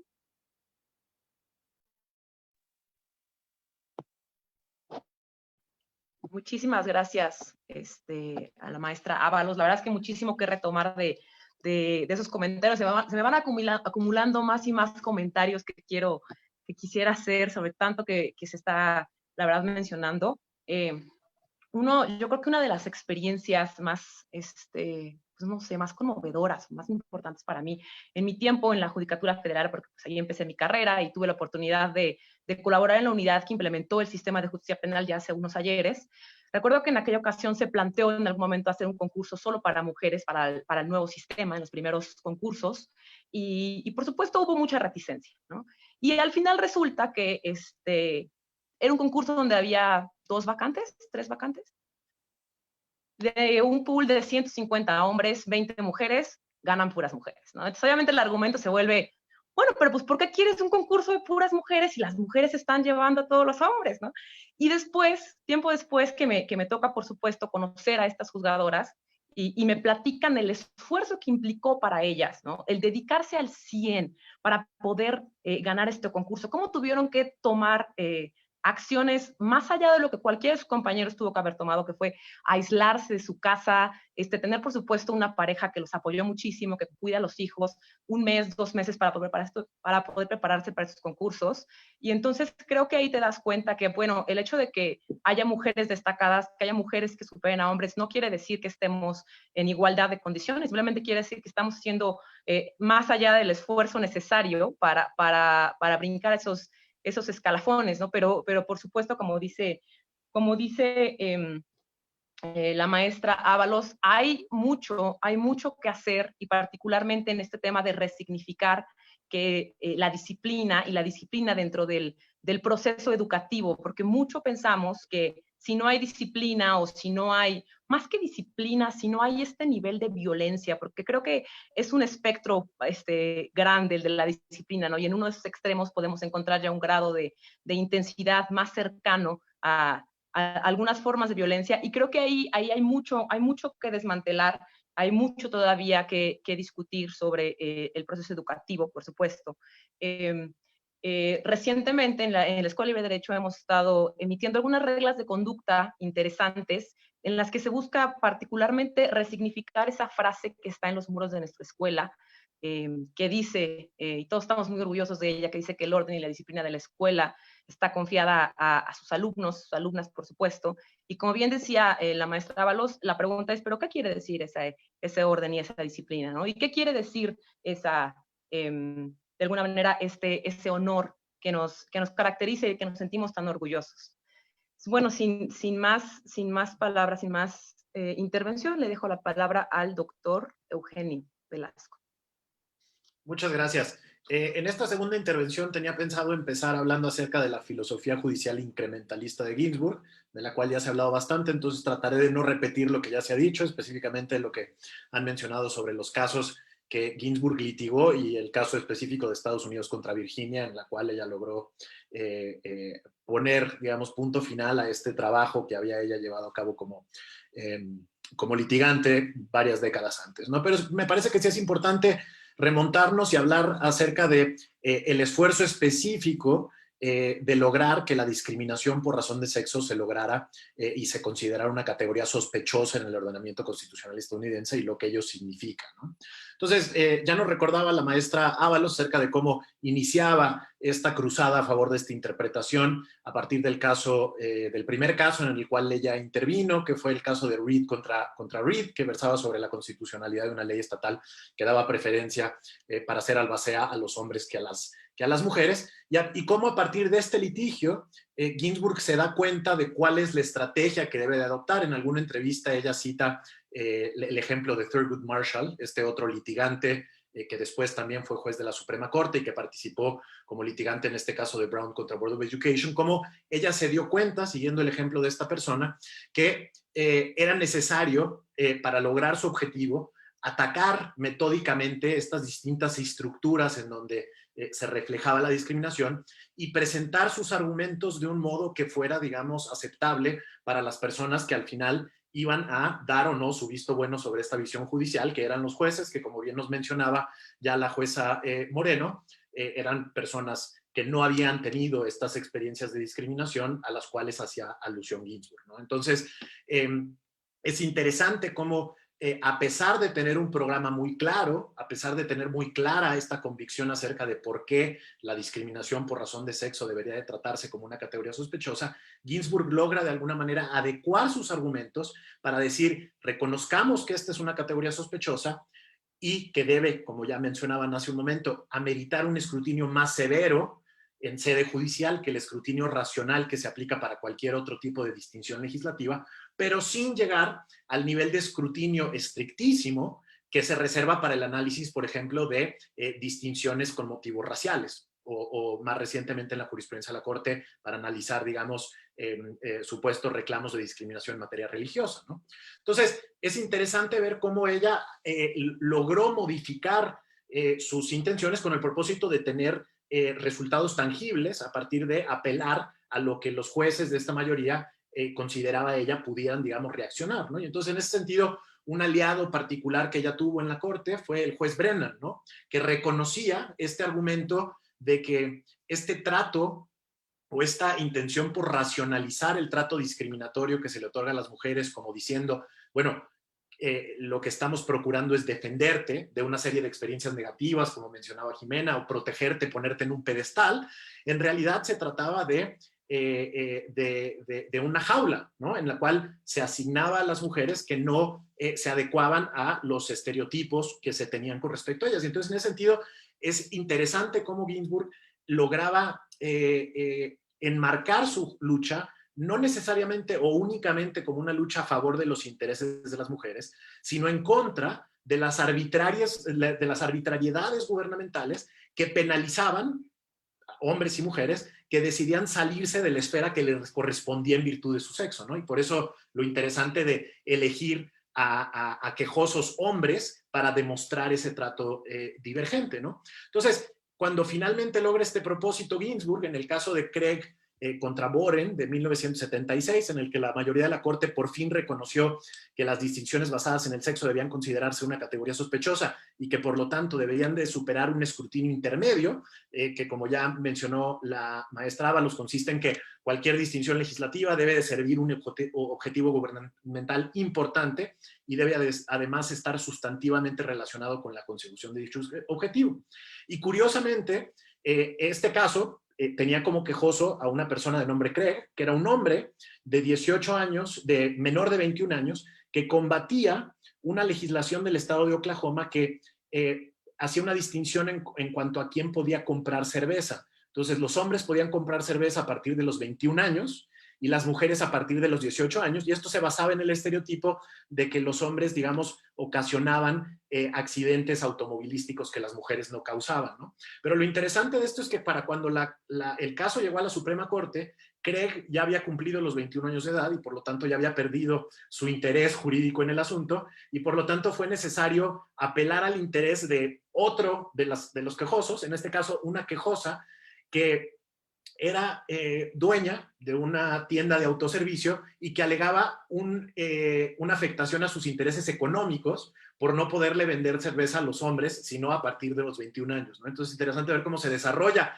esa interpretación a favor de la discriminación por razón de sexo en términos de categoría sospechosa a partir de una situación fáctica poco, digamos, adecuada para reflejar la importancia de estos derechos fundamentales, ¿no? Y bueno, ya no hay más que hablar sobre el caso de Estados Unidos contra Virginia, ya la maestra Ábalos nos dio una cuenta clarísima de lo que estaba ya en juego, pero me parece interesante recalcar e imaginar, digamos, la satisfacción que debió de haber sentido la jueza Ginsburg al establecer como autoridad y de su propio puño y letra el estándar judicial por el cual había luchado a lo largo de su trayectoria profesional, ¿no? Y acá nada más concluyo hablando entonces de esta cualidad que había llamado la humanidad de Ginsburg, ¿no? Y algo ya se dijo en este sentido y por lo tanto, y por supuesto esto está irremediablemente atado a sus experiencias como mujer, ¿no? Y el valor de tener distintas perspectivas judiciales en los tribunales. Y acá, digamos, empiezo quizá con algunas observaciones anecdóticas, cosas que me llamaron la atención al consultar sus entrevistas, y a partir de dos casos en los cuales ella participó, ¿no? Y la primera de estas anécdotas tiene que ver con lo que ella identifica como su inspiración para dedicarse al estudio de Derecho, ¿no? Que ella señala el macartismo y las audiencias legislativas en contra de las personas que se sospechaba eran antiamericanos y los abogados que les defendían como algo trascendental en su formación. Pero después ya como estudiante de Derecho ella refiere, digamos, esta enorme responsabilidad que sentía como representante de las mujeres al ocupar uno de los escasísimos puestos que en las facultades de Derecho se asignaban a estas, ¿no? Y finalmente me llama la atención sobre todo la empatía que demostraba con el sufrimiento y cómo se identificaba con las partes en los juicios que ella estaba llamada a decidir, ¿no? Entonces, en este sentido, un caso en particular que me parece ejemplificativo de esta actitud de empatía es el caso de Safford Unified School District contra Reading del 2009. En este caso, la Corte tenía que decidir si la decisión de las autoridades escolares de catear el cuerpo de una alumna de 13 años, haciéndole incluso que se quitara su ropa y haciendo que le mostrara debajo de su ropa interior a las autoridades, debido a una sospecha infundada de que ella tenía drogas en su posesión, había sido no violatorio de sus derechos fundamentales. Y acá, durante los argumentos orales del caso, el juez Breyer, otro miembro del ala liberal de la Corte, cuestionó al litigante acerca de la gravedad de esta situación, diciendo, bueno, ¿no? Los alumnos y las alumnas se cambian en la escuela, por ejemplo, para ir a clase de deportes, ¿no? Entonces, si los alumnos y las alumnas están acostumbradas a quitarse y a ponerse la ropa para este propósito, ¿por qué parece esto algo particularmente grave, ¿no? Y ante esto, en las discusiones orales, Ginsburg interviene de una manera bastante fuerte, objetando severamente a esta comparación y diciendo, ojo, hay que entender cómo reconocemos, digamos, los sentimientos de vergüenza y los sentimientos de violación a la dignidad que puede sufrir una niña de 13 años que es sometida a ese tipo de cateos, ¿no? Entonces, haciéndole ver a sus colegas de la Corte cómo la experiencia particular de esta persona hacía que las comparaciones estuvieran completamente fuera de lugar. Y tan es así que después, en la sentencia mayoritaria, se reconoce que esta no es una comparación apta, ¿no? Y después, por supuesto, el caso de Ledbetter contra Goodyear, que ya mencionaba la jueza Moreno, de 2007. En su voto decidente, precisamente la jueza Ginsburg dice, a ver, lo que le está proponiendo la mayoría a esta litigante al decirle que ya precluyó su derecho porque no acudió a tiempo a reclamar esta discriminación, es ponerla en una posición imposible, porque si Ledbetter hubiera acudido ante los tribunales al inicio de sus labores, cuando se daban los primeros actos de discriminación, los jueces le hubieran dicho, a ti no te están discriminando, lo que pasa es que tu trabajo es de una calidad distinta a la calidad del trabajo de tus colegas hombres, ¿no es cierto? Y demuéstrame que ese no es el caso. Y obviamente Ledbetter no hubiera tenido ninguna posibilidad de demostrarlo porque no hubiera podido dar constancia de una trayectoria profesional como la que ya tenía. Entonces dice, si ella acude ahora y ya es capaz de demostrar la discriminación, ustedes no le permiten porque ya precluyó su derecho legal, ¿no? Pero si hubiera venido antes, ustedes le hubieran dicho, es infundado tu caso porque no has podido demostrar la discriminación, ¿no? Entonces, es a partir de este reconocimiento de estas experiencias y de estos obstáculos estructurales a los cuales se enfrentan las personas, las mujeres, las personas que están desaventajadas estructuralmente, que se tiene que tomar en cuenta, ¿no?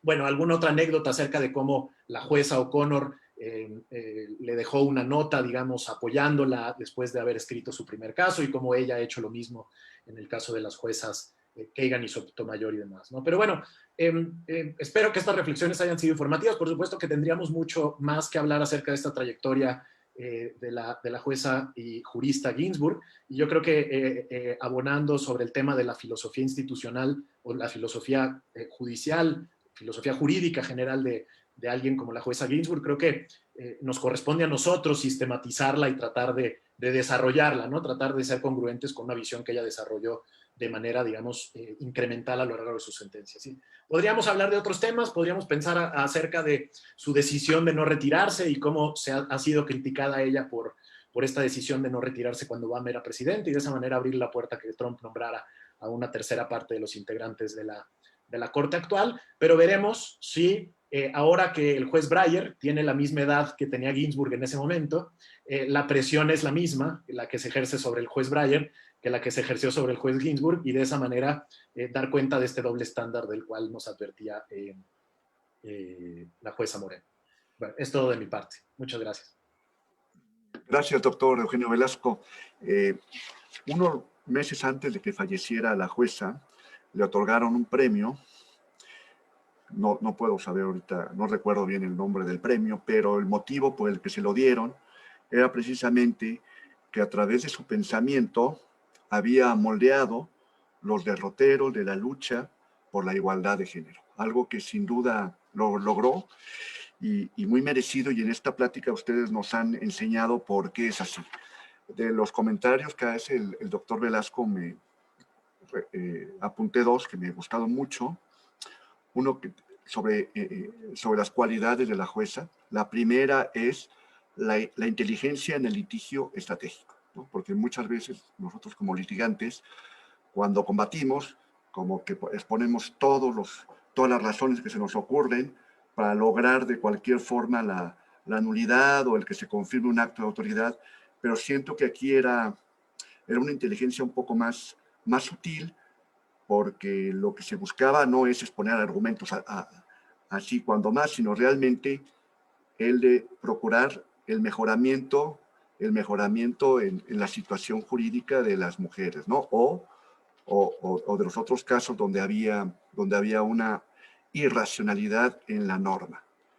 Dos, que ese avance que era constante, ¿no? Que fuera permanente, el encontrar aliados, ¿no? Como lo señaló, ¿no? Y eso lo encontraba engañando de cierta forma a la litis, o engañando de cierta forma, digo engañando entre comillas, ¿no? Porque lo que se buscaba era convencer a los jueces hombres mediante argumentos que a ellos les parecían correctos, ¿no? Porque supuestamente se defendían hombres, pero realmente lo que se buscaba era favorecer a las mujeres, ¿no? Y sobre todo esta función de ir ganando las sentencias para dar una mayor protección a las mujeres, ¿no? Y el segundo argumento que me gustó es el de la empatía, ¿no? O sea, no solamente usar la inteligencia para modificar la situación incorrecta, sino además tener el corazón para encontrar en eso los argumentos idóneos para mejorar, ¿no? Mejorar esta situación, ¿no? Muy bien, creo, María Elisa, que hay algunos comentarios, ¿no? Unas preguntas que se han hecho, ¿no? Si nos puedes compartir. Un par de preguntas, sí, muy, muy concisas. La primera, preguntan cuál es el nombre del podcast de la maestra Ábalos. Y le vamos a dar oportunidad de que haga comercial. Bueno, pues muchas gracias. El podcast se llama Estética Unisex. Lo encuentran en cualquier plataforma en donde se oyen podcast, si quieren en Spotify, en Apple, en cualquier plataforma de podcast. Y sí es comercial en el sentido de que me interesa que lo escuchen, me interesa que sean parte de la conversación. Desde luego yo no le gano un centavo, es una cosa que hago puramente por cariño, pero ya que tengo el micrófono, voy a abusar un poco de él, porque me parece que esto que decía el doctor Velasco ahorita es fundamental y es parte de la metodología jurídica feminista y es parte de juzgar con perspectiva de género, que es considerar la realidad de la persona, considerar el contexto de esa persona. O sea, esa parte de la empatía no es solamente un tema cursi como de, ay, sí, pongámonos en sus zapatos, sino que es una metodología jurídica que ya está aterrizada, ¿no? Me parece que esto es fundamental, ¿no? Considerar cómo esa persona vivió las cosas, y en el caso de Lili Ledbetter es inmejorable su disenso ahí, ¿no? Donde dice, sí, estas personas no saben nada de la realidad de ser mujer en el espacio de trabajo, ¿no? Entonces creo que esa parte es fundamental, perdón.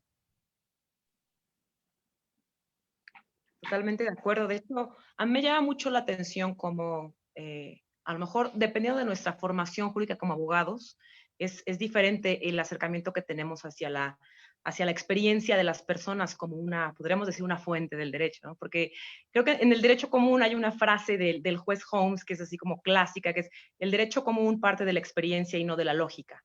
Y la pregunta, por supuesto, es la experiencia de quién, ¿no? Y McKinnon dice, pues la experiencia de los hombres en la mayoría de las veces.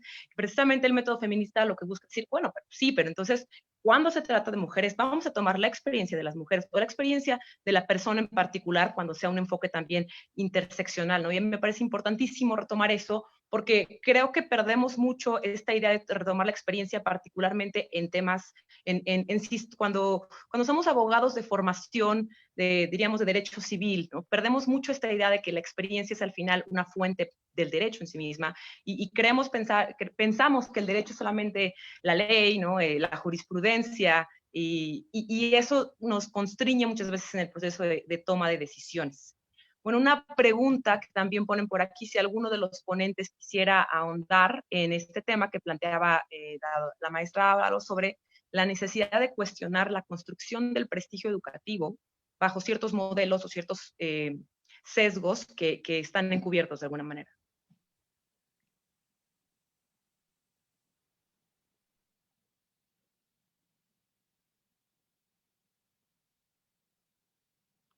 Estaría abierto, ¿no? La pregunta a los...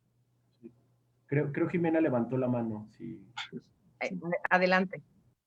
Gracias, no quiero acaparar, solamente decir que me parece que sí tenemos que empezar a cuestionar estas nociones de honor y de prestigio. Lo veo muy claro, por ejemplo, en los mecanismos de atención a la violencia de género que hay en las universidades y cómo muchas veces hay una reacción cuando se sanciona o cuando incluso desde que se empiezan a establecer estos mecanismos, hay una resistencia tremenda diciendo o argumentando que esto va a afectar el honor y prestigio de la institución, ¿no? Y aquí yo me invitaría a repensar totalmente esta noción y justo pensar que cuando existen mecanismos adecuados que atienden el tema de violencia de género, que tienen una respuesta precisamente empática, que protegen a toda la comunidad estudiantil y de manera particular a las mujeres y a ciertas personas como de la diversidad sexual, etcétera, que son particularmente vulnerables a estas violencias, eso es prestigio, ¿no? No el meterlo debajo de la alfombra, sino precisamente aceptar que es una realidad institucional, aceptar que es una realidad estructural y tener las políticas para combatirlo, atenderlo y proteger al estudiantado, ¿no? Por ejemplo. Totalmente de acuerdo. Y como última pregunta, no sé si los ponentes tengan alguna recomendación de película. Ah, perdón, me parece que el doctor Velasco quería hacer un comentario. Y sobre ese Adelante. mismo punto, yo diría que estoy totalmente de acuerdo. Creo que el primer propósito y quizá el propósito de Ginsburg era precisamente la inclusión. Ahora, después de la inclusión, viene la responsabilidad de repensar y reconstruir y replantear estos espacios en los cuales se están incluyendo a personas que antes no estaban incluidas, ¿no? Estos espacios tienen que enriquecerse a partir de estas nuevas experiencias que se han incorporado, no incorporamos para permanecer iguales. Y esto, por supuesto, que tiene que importarnos al momento de pensar en categorías generales de referentes a la educación o al mundo jurídico, pero creo que esa es la gran labor, ¿no? Ya reconocimos que había exclusión, reconocimos que esta exclusión estaba completamente injustificada, ahora tenemos que enriquecernos a partir de la inclusión, ¿no? No permanecer estáticos a partir de la misma. Entonces estoy completamente de acuerdo en que esa es, digamos, la asignatura pendiente para nosotros siguiendo el legado de Ginsburg. Y sin duda la inclusión, primero desde las escuelas, ¿no? La Escuela Libre de Derecho, toda la labor que ha hecho la maestra Ábalos en la Ibero, que es extraordinaria y especialista justamente en estas materias. Y en otros ámbitos, ya lo comentaba ahorita también la maestra Vera en cuanto a los exámenes especializados para mujeres. Es un privilegio y es increíble saber que ahorita quien encabeza el Poder Judicial de la Federación es un hombre aliado y con una visión muy clara respecto de la equidad y la igualdad de género, de la violencia de género, de la desigualdad estructural y, por ejemplo, ahorita sobre lo que mencionabas un rato de los exámenes, de si es polémico o no, por supuesto que el hecho de llegar a esta inclusión puede generar molestias, ¿no? Puede llegar a generar, ¿por qué? Porque estás irrumpiendo en espacios que estaban dominados por ciertas personas y estás rompiendo de tajo con esas prevalencias. En cuanto a los exámenes para la categoría de jueza y juez, por ejemplo, hubo ya el primer examen especializado para juezas, nada más para juezas, que fueron las calificaciones más altas que se han dado en la historia de los concursos para jueces. Digamos, incluyendo los mixtos. Me impresiona mucho porque de repente hace un par de días Facebook, ya ven que de repente te saca de hace un año, hace 2 años, y hace como 4, o sea, me sacó un recuerdo de hace 4 años, y era un recuerdo donde yo estaba cuestionando que en un comentario, más bien que en un concurso de jueces para magistrados abierto, había habido 25 vencedores y todos ellos eran hombres. Y era un concurso abierto. Nadie se había cuestionado por qué. Nadie había dicho, solo concursaron hombres o no, o las mujeres no son capaces, o, ¿no? O sea, lo cierto es que hoy hay una proporción todavía en la Judicatura Federal de 80% titulares hombres, más o menos, y 20% titulares mujeres. Y uno pensaría, una pensaría que a niveles de otras categorías judiciales está un poquito más equilibrado, y sí, está un poquito más equilibrado, pero poquito, porque sigue habiendo mayoría de hombres. Por ejemplo, en las plazas de secretarios de tribunal o secretarios de juzgado. Entonces, ha habido ya un concurso especializado de mujeres, un concurso de magistradas, y en los últimos concursos, en el laboral y en el que acaba de salir la convocatoria hace apenas unos días, tiene normas que dicen que la mitad de las plazas forzosamente son para mujeres. No es, digamos, entonces celebro este tipo de inclusión. Entiendo que además puede generar molestias o puede ser que no se comprenda, pero también celebro espacios como este, donde podemos reflexionar el por qué y entender que no son para fastidiar o para perjudicar a nadie, sino para llegar a una igualdad estructural entre todas las personas y beneficiarnos de esta diversidad que puede dar y que deben tener los órganos colegiados y de toma de decisiones. Muchísimas gracias. Y como última pregunta, si tienen alguna recomendación de libro, películas sobre la jueza. Sabemos que hay muchísimos de esos materiales, pero si quisieran nombrar sus favoritos o sus libros preferidos. Por supuesto, el que muestra la jueza Ileana, imperdible, que es las propias palabras del juez, de la ministra Ruth Bader Ginsburg. ¿Algún otro por ahí que quieran sugerir? Sobre Ginsburg en concreto, yo también sería ese libro que recomendaría sin duda. Yo me sumo a la recomendación. También hay un libro para niños que es muy lindo, para niñas y niños. No recuerdo ahorita el nombre, pero se los Hay busco. Vicente. Ajá, claro, gracias. La famosa frase. Y pues a mí me gusta muchísimo el documental, o sea, sobre todo para personas, yo se los dejo todos los semestres a mis alumnas y a mis alumnos. O sea, sí creo que es una forma muy completa de conocerla, tanto como mujer o como persona, como jurista, ¿no? Me parece muy completo. Perdón, el documental se llama RBG, y en español me parece que le pusieron La Jueza, y creo que está en Netflix. Amazon. Sí. Bueno, pues muchas gracias. Yo creo que ha sido una tarde extraordinaria lo que hemos escuchado aquí por parte de los exponentes. Ha sido pues, revelador, ¿no? Yo les invitaría a que por favor escriban y que desarrollen estas ideas que nos han dado, ¿no? Y sobre todo que se pueda difundir a través de la sociedad mexicana. Yo creo que ejemplos como la jueza Biden son indispensables, ¿no? Son vitales, son frescos, son novedosos, nos rompen los esquemas y eso es importante, lo que necesitamos en estos tiempos modernos, ¿no?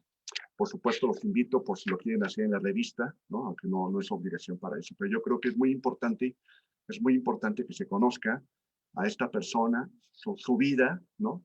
Las repercusiones que tuvo en la sociedad norteamericana, en el sistema de derecho de los Estados Unidos, por esa filosofía para atender los casos, su filosofía funcional, la metodología.